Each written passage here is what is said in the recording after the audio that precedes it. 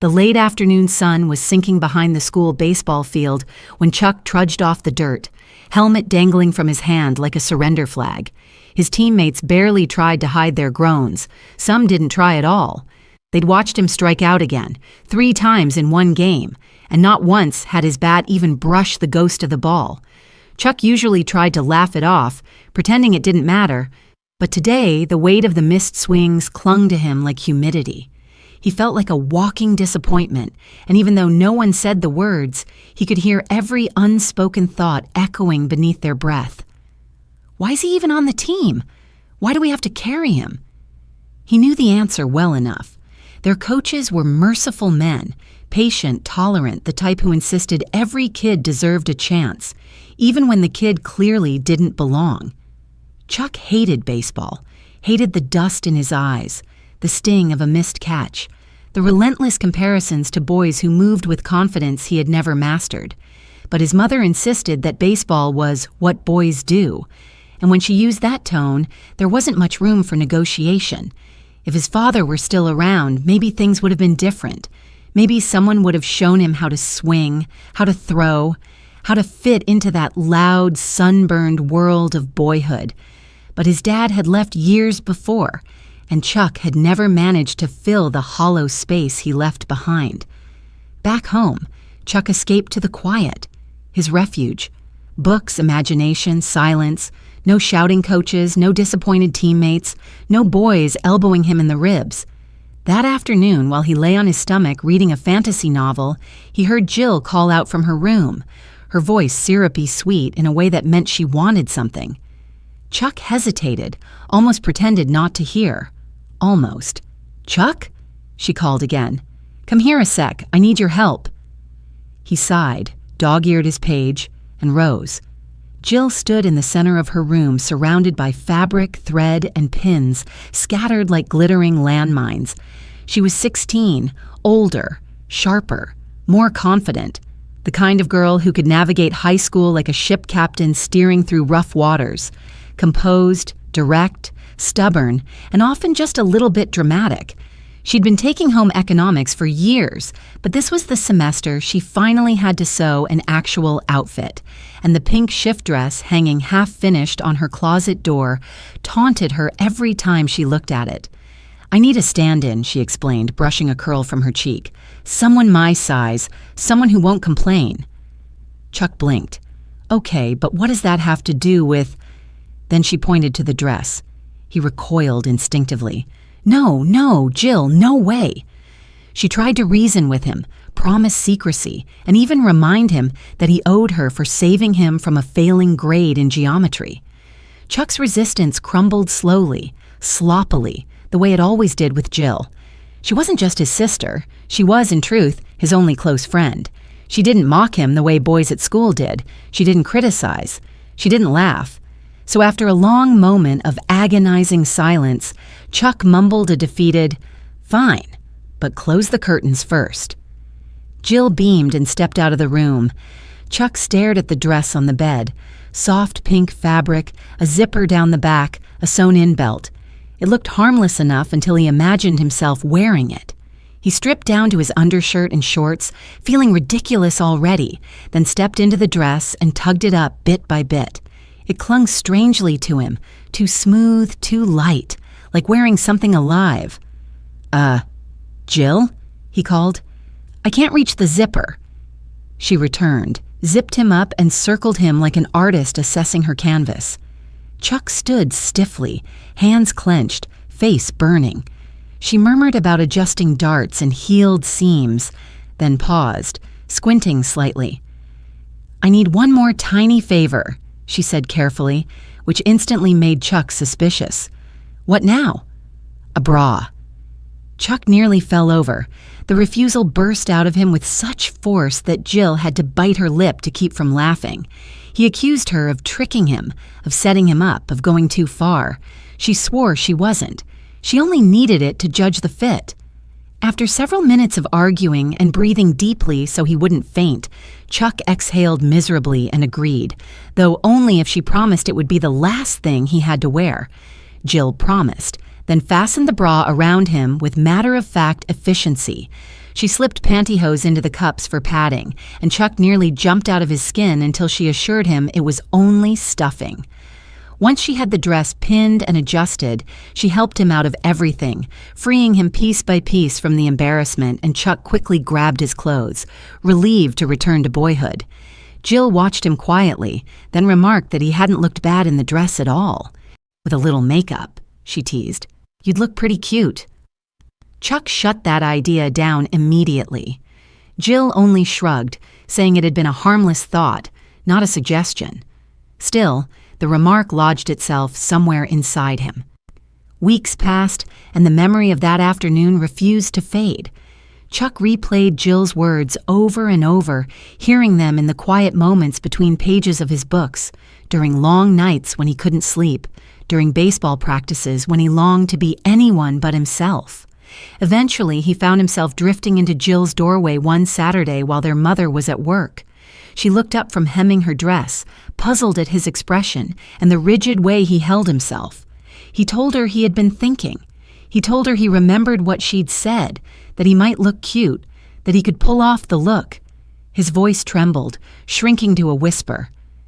Jill didn't hear him at first and asked him to repeat himself. He did, choking on the words, terrified she would laugh or think he was broken somehow.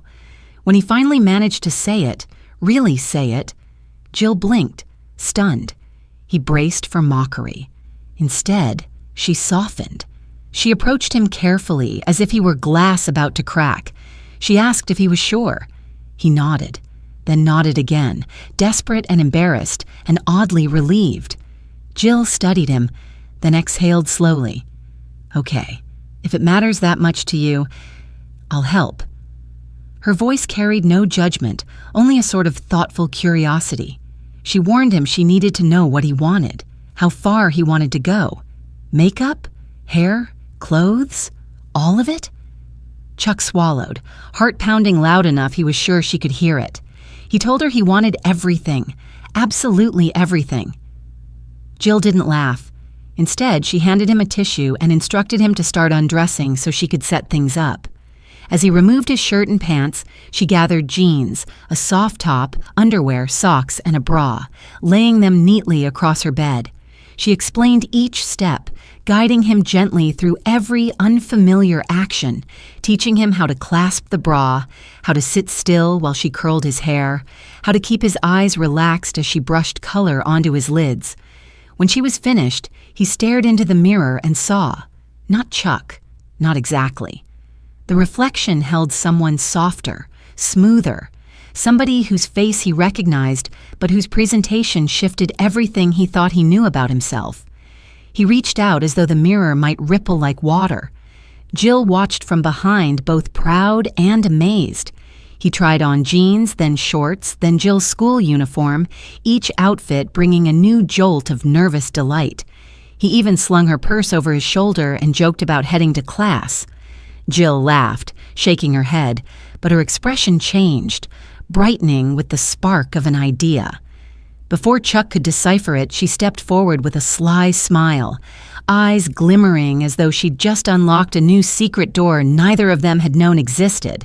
That was when she asked whether he wanted to get truly, completely dolled up. And this time, Chuck didn't hesitate. He said yes. When Chuck agreed without flinching, Jill studied him for a long moment, as if weighing not just his answer, but the quiet, earnest sincerity behind it. The room had grown still, thick with possibility, and for the first time Chuck felt not nervous, but strangely steady, as though some part of him had stepped into the light after years of hiding. Jill moved with careful purpose, pulling open drawers, rifling through hangers, muttering to herself about colors, textures, and the exact kind of look she wanted to build. Chuck stood in the center of the room, arms crossed loosely, the school uniform still rustling around his legs, while his heart drummed in a rhythm that felt both familiar and foreign. He expected to feel embarrassed, but instead there was a strange, buoyant anticipation rising from somewhere deep inside him. It was as though every quiet curiosity he'd pushed down for years had finally been given permission to breathe. Jill returned with an armful of clothes, a swirl of soft fabrics, pale shimmer, and delicate shapes. She set them on the bed with a flourish, then examined Chuck again. "If we're going to do this right," she said, "we're going all in, but it has to be fun for you, not scary." Something in the tone of her voice, protective, almost fierce, struck Chuck in a place he rarely touched. He nodded, unable to speak, and Jill smiled in understanding. She guided him out of the uniform piece by piece, carefully folding each item, then handed him the underwear she'd chosen, a pale lavender set, soft and light, the kind of thing he had seen in her laundry basket countless times without ever considering how it might feel. He slid into them slowly, savoring the unfamiliar sensation of fabric gliding smoothly over his skin, as though it were whispering a secret only he was meant to hear. Once he was dressed from the inside out, Jill chose a simple but elegant dress, a soft cream color with thin straps and a flowing skirt that brushed against his legs like breath. She zipped it for him, smoothing the fabric over his sides as though shaping clay. When he turned to the mirror, the reflection staring back seemed even further from the boy who trudged home from baseball practice each day. This new version felt gentle, luminous, almost fragile, yet undeniably real. Jill circled behind him again, gathering her supplies. She brushed out the curls she had created earlier, letting them soften into loose waves that framed his face. She applied more detailed makeup this time, slower, more deliberate strokes that deepened his eyes, warmed his cheeks, and gave his lips a soft, natural glow. Chuck watched the transformation with mounting awe, each small adjustment pulling him further into a realm he had only barely dared to imagine. The air in the room shifted as Jill stepped back to admire her work, arms folded, head tilted. "You're missing one thing," she murmured. She opened her jewelry box and withdrew a thin silver necklace with a tiny star pendant, something she had received for her 13th birthday but rarely wore. She clasped it around Chuck's neck with a quiet finality, then placed her hands on his shoulders. "There," she said softly. "Now look." Chuck raised his eyes to the mirror again, and this time the breath caught in his throat. The girl in the reflection, because there was no other word for her, looked both familiar and impossibly new. The softness around the eyes, the curve of the dress, the flutter of curls brushing against his collarbones. It all felt like stepping into someone he had always been, but had never been able to acknowledge. They spent the next hour exploring outfit after outfit, each one a different variation of softness, color, and shape. Jill taught him how to step into skirts without twisting them, how to smooth tops so they lay correctly, how to slip into shoes that changed the way he carried himself. Each outfit felt like another facet of something unfolding inside him. Some pieces made him giggle uncontrollably, others made him stand taller, and some made him feel a strange, beautiful ache he didn't have words for. By the time he tried on a pale blue dress with tiny embroidered flowers, Chuck felt the world tilt just slightly, as if revealing a path he had never noticed before. Jill watched him closely as he admired himself, her expression slowly shifting from excitement to thoughtful concern. She stepped forward and reached for his hand. "Chuck," she began gently, "I want you to know something." Her voice wavered, not with fear, but with sincerity. "Whatever this is for you, curiosity, fun, something more, you don't ever have to be ashamed of it. Not with me. I don't think you're weird. I don't think anything is wrong with you. I'm actually proud of you for figuring out what you want, even if you're still understanding it." Chuck swallowed hard, fighting the burn rising behind his eyes. Jill squeezed his hand. "You don't have to decide anything today," she whispered. "Just enjoy the moment." He nodded, barely able to breathe, and Jill gave him one last outfit to try, a soft rose-colored dress with lace trim along the neckline. It felt delicate, almost ceremonial. As he slipped into it, something inside him settled, a quiet certainty blooming in the silence. When he turned, Jill clasped her hands together in awe. "Wow," she whispered, "that one's perfect." She guided him toward the full-length mirror once more, but this time, instead of standing slightly behind him, she stood beside him, their reflections aligned. It struck Chuck suddenly just how similar they looked, the same eyes, the same quiet intensity in their expressions. Jill leaned her head against his shoulder, their reflections blending in the soft glow of the bedroom lamp. They spoke for a long time after that, long, drifting conversations about identity, about comfort, about how clothes could shape the way a person felt from the inside out. Jill shared stories about her own awkward years, about trying to find a place among girls who always seemed effortlessly put together. Chuck confessed how it felt to always fall short in the world of boys, to hear the whispered judgments, to carry the crushing weight of expectations he had never asked for.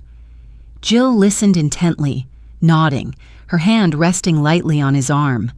When he told her that wearing her clothes felt like exhaling after holding his breath for years, she didn't interrupt or question it. She simply said, "Then breathe."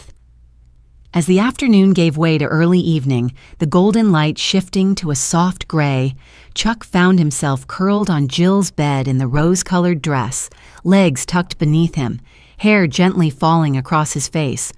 Jill sat beside him, removing pins from the hem she was sewing earlier. The quiet between them felt warm, safe, expansive. Somewhere downstairs, the refrigerator hummed. A car passed outside, but none of it touched the serenity in Jill's room. Chuck knew their mother would be home soon, and the spell of the afternoon would have to be lifted. But instead of dread, he felt something calmer, an understanding that the moment might end, but the feeling it awakened would not disappear. Jill helped him out of the dress with careful hands, folding each piece as if it were sacred.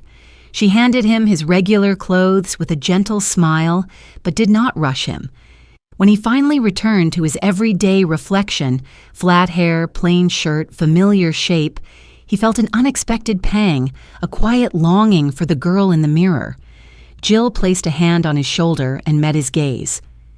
"Anytime you want to do this again," she said softly, "just tell me. You don't have to wait weeks next time." Chuck nodded, a small but genuine smile forming. Downstairs, the front door clicked open, signaling their mother's return. Jill winked at him, gathering her sewing supplies as though nothing unusual had happened. Chuck walked toward his room, each step lighter than it had been in years, carrying with him the memory of curls brushing his cheeks, soft fabric against his skin, and the reflection of someone he wasn't ready to name but already missed dearly.